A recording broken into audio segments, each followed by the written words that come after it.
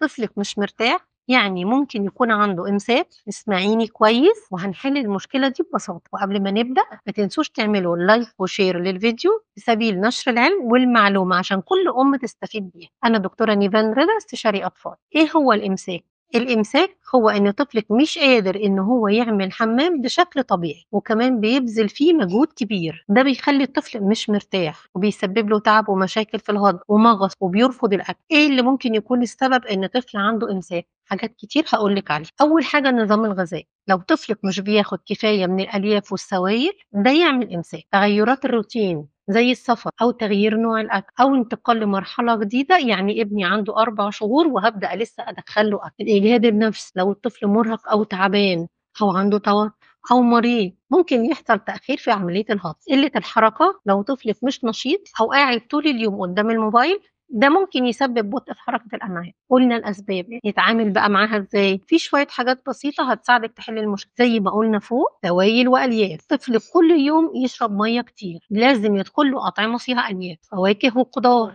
زي الموز، تفاح، الخوخ، الخيار، الخس، جرجير. كل الخضروات الورقية بتساعد إن يبقى فيه ألياف بنسبة مظبوطة تخلي الطفل ما يبقاش عنده إمساك. نشاط الطفل الدايم، بلاش موبايل قلنا كتير، خلي طفلك يلعب ويحرك جسمه. الحركة بتساعد الأمعاء على العمل بشكل أفضل. حمام دافي، ممكن تحطي طفلك في البانيو مع شوية مية دافين، ده بيهدي عضلات البطن ويخليه يقدر إن هو يعمل حمام. وكمان نغير له النظام الغذائي بتاعه. لو طفلك بدأ ياكل أطعمة صلبة خلي بالك من اختيارات، ودايما قدمي له خضروات والفاكهة طازجة. لو المشكلة مستمرة وجربتي كل حاجة وما اتحلت خلي بالك إن الإمساك ممكن يكون بسبب مشكلة صحية تانية. في الحالة دي لازم ترجعي لطبيب الأطفال الخاص بيك عشان يعمل فحص دقيق ويوجهك للعلاج المناسب. ما تنسيش إنك تراقبي أكتر حاجة مهمة وهي راحة الطفل، لأن الإمساك مش بس مشكلة جسمانية، ده بيأثر على نفسية الطفل. خليكي دايما جنب طفلك واهتمي بكل خطوة. لو عندك أي سؤال اكتبيهولي في الكومنتات وأنا هرد عليك.